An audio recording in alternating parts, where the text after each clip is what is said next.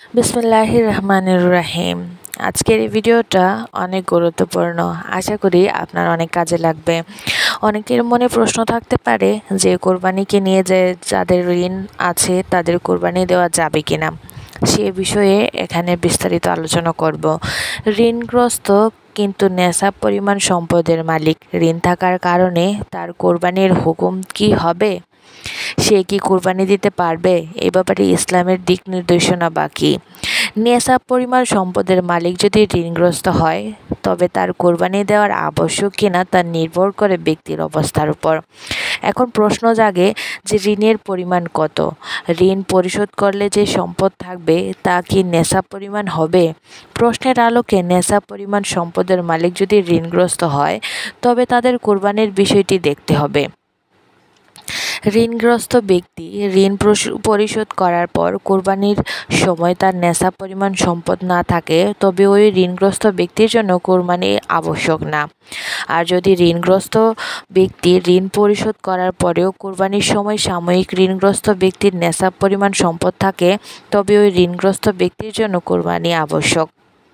মনে রাখতে হবে, কোরবানির জন্য নেশাব পরিমাণ সম্পদ সারা বছরের গচ্ছিত বা জমা থাকা আবশ্যক নয়, বরং কোরবানির দিনগুলোতে যদি কারো কাছে ঋণ ও বাৎসরিক খরচ মেটানোর পর অতিরিক্ত অর্থ থাকে আর তা 7.5 ভরি বা 7.5 তোলা স্বর্ণ বা 52 ভরি রূপা বা 52 তোলা রূপা পরিমাণ অর্থ থাকে তবে তাকে কোরবানি দিতে হবে। বর্তমান সময়ে সোনা রূপার মূল্য অনুযায়ী কারো কাছে যদি সর্বনিম্ন 50,000 টাকাও থাকে তবে তাকে রূপার নেশাব পরিমাণ অর্থের বিধান অনুযায়ী কোরবানি দিতে হবে। সুতরাং পরিবারের খরচ মেটানো ও ঋণের পরও যদি জিলহজ মাসের 10, 11 ও 12 তারিখ নির্ধারিত পরিমাণ সোনা ও রূপা থাকে কিংবা বাজার দর অনুযায়ী সমপরিমাণ টাকা অর্থাৎ 50,000 থাকে বা 6 লাখ টাকা থাকে তবে ওই ব্যক্তির জন্য কোরবানি করা আবশ্যক। আবার ঋণগ্রস্ত ব্যক্তি যদি ওই নগদ টাকা না থাকে বা ধার করে এনে বা লোন নিয়েও কোরবানি দিতে পারবে, কিন্তু লোনের পরিবর্তে যদি তাকে সুদ দিতে হয় তাহলে তার সেই কোরবানি গ্রহণযোগ্য হবে না। আল্লাহ সেই কোরবানি কবুল করবে না।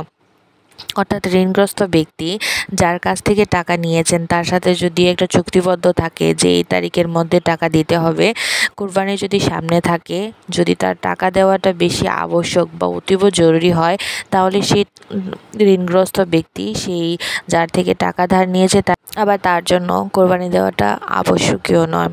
অর্থাৎ লোনের টাকা বা ঋণের টাকাটা পরিশোধ করাই হচ্ছে তার জন্য মেইন। আবার অনেক সময় দেখা যায় যে ঋণগ্রস্ত ব্যক্তি টাকা ধার নিয়েছেন কিন্তু তার পরিশোধের কোনো সময় ঠিক করেননি, তাকে এখন টাকাটা পরিশোধ করতে হবে না, তখন সেই ব্যক্তি ঋণের টাকাটা এখন না দিয়েও তিনি কোরবানি দিতে পারবেন। এতে করে তার কোনো সমস্যা হবে না। আল্লাহ তাআলা মুসলিম উম্মাহর সব নেশাব পরিমাণ সম্পদের মালিকদের যথাযথভাবে বিশুদ্ধ নিয়তে কোরবানি করার তৌফিক দান করুক। আমিন।